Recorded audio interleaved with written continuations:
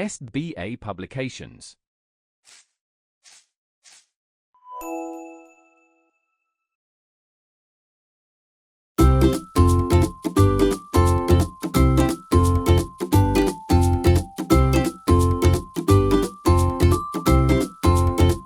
Hello dear students, how are you all? I hope that you're doing fine and you're ready today to do our chapter number 16 with me. And the name of our chapter is A Criminal in the Prison. So let's get started. Near the borders of France and Italy, on the shores of the Mediterranean Sea, lies a tiny little kingdom called Monaco.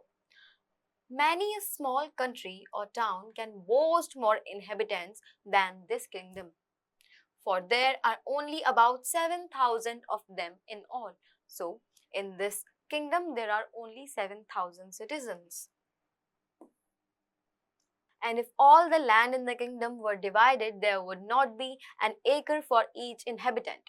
But in this toy kingdom, there is a real kinglet, and he has a palace and courtiers and ministers and a bishop and generals and an army.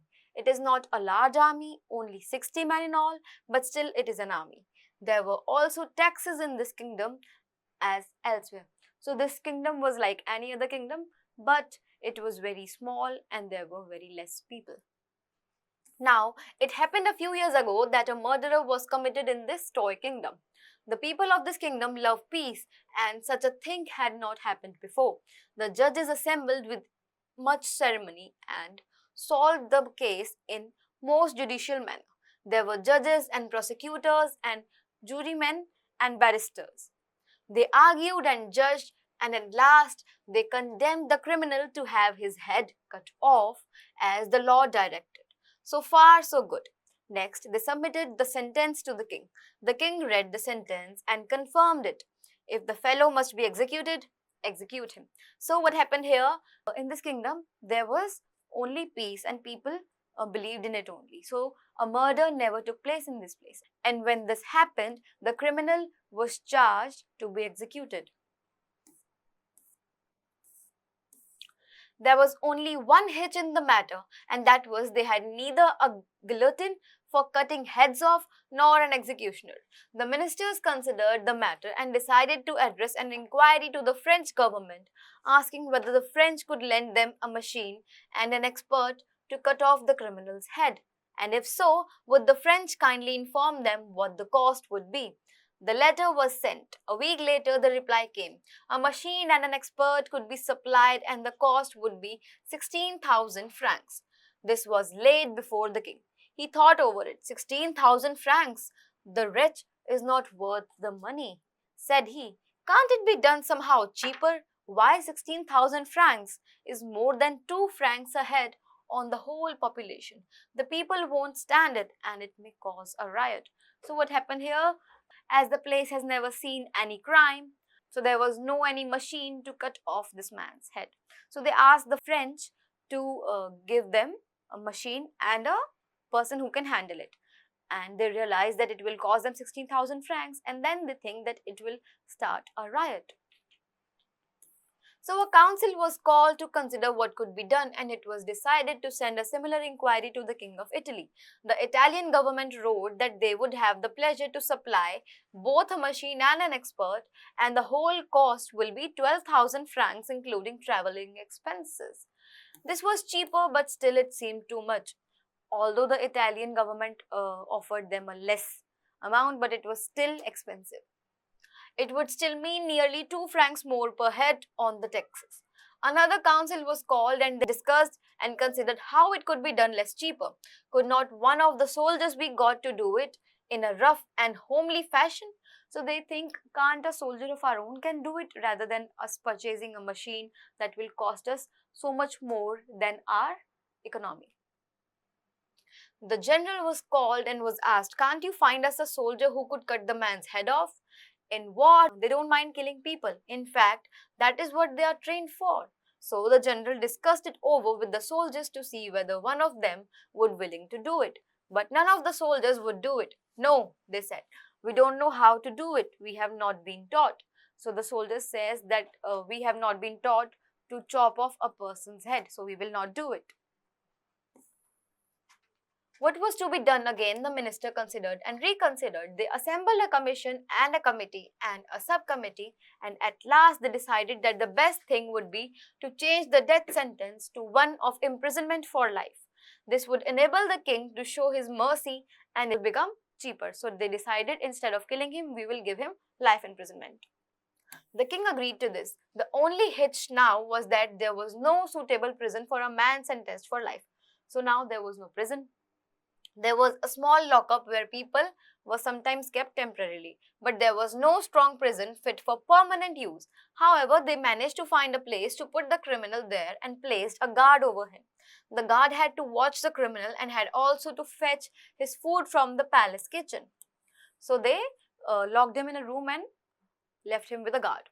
The prisoner remained there month after month till a year had passed. But when a year had passed, the kinglet, looking over the accounts of his kingdom and daily expenses, noticed a new item of expenditure. This was for the upkeep of the criminal, and it was not a small item either. There was a special guard, and there was also the animal's food. It came to more than 600 francs a year. And the worst part was that the fellow was still young and healthy and might live for 50 years. When one came to think of it, the matter was serious.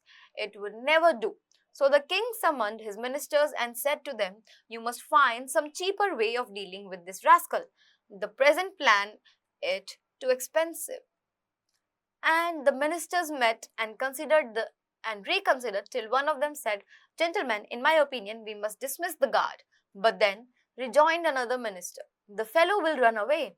"Well," said the first speaker, "let him run away." So they reported the result of the deliberations to the kinglet and he agreed with them. So what happens here? The keeping of that criminal and a guard has become very expensive for them, and then the king wants a solution for it. And in the end, the ministers decide that we will let the guard free. And if the criminal runs away, we'll let him run away. The guard was dismissed and they waited to see what would happen. All that happened was that at dinner time, the criminal came out and not finding his guard, he went to the king's kitchen to fetch his own dinner.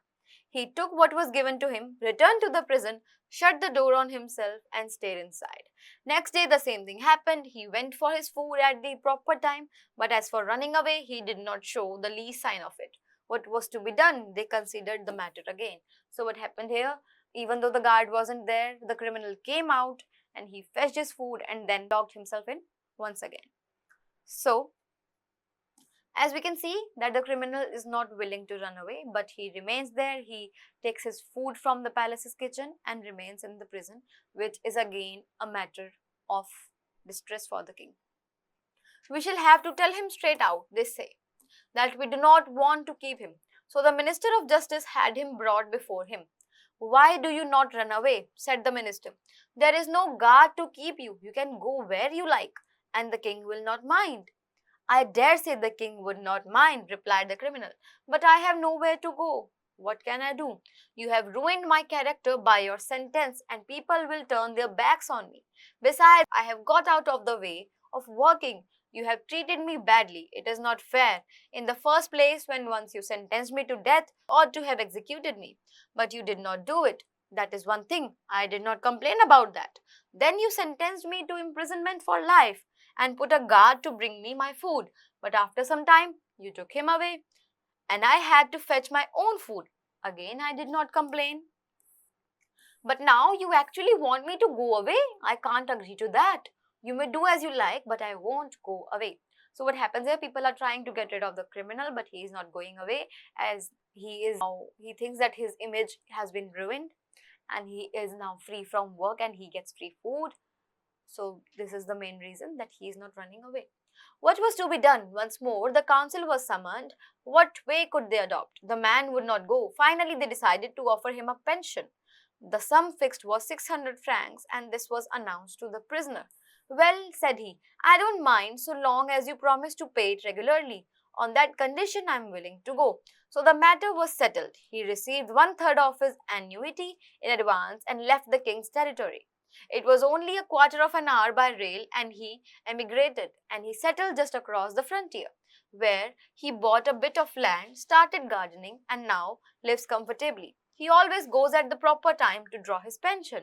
It is a good thing that he did not commit his crime in a country where they do not grudge expense to cut a man's head off or to keeping him in prison for life. So what happens here? He finally gets a pension from the king of 600 francs, and then he buys a land and he starts gardening there, and he is living there happily. So he is a criminal who is living a happy life with the help of a king, because the king has no money to cut his head off and to give him punishment. So that's it for the chapter. Now we have this vocabulary. First word is annuity, which means a fixed amount of money paid to somebody every year. Barrister is lawyer. Committee is a group of people chosen to make decision on particular matters. Commission is an official group of people who have been given the responsibility of finding out something. Council is a formal meeting. Emigrate is leave your country to go and live in another country, to go and live in another country permanently. Expenditure is the amount of money one spends. Execute is kill somebody as a legal punishment. Grudge is do something unwillingly. Guillotine is a machine that is used for cutting people's head off. Homely is simply and good. And hitch is a problem that causes a short delay. Next we have income, that means the money one earns. Judicial is connected with a court or judge. Kinglet is a humorous word for the king of a very small country. So we are using the word kinglet as the country is very small and he is the king of it. Lockup is a small prison where prisoners are kept for a short time. Pension is an amount of money paid by the government to someone who is too old or sick to work. Peaceable is not causing violence. Permanent is lasting for all time in the future. Summoned is ordered someone to appear. Temporarily is for a short period of time, and undertake is agree to do something. So that was all. Now we have this exercise and you will practice this on your own. So that's it for today. I will see you soon with another interesting chapter. Till then, keep on learning. Bye-bye.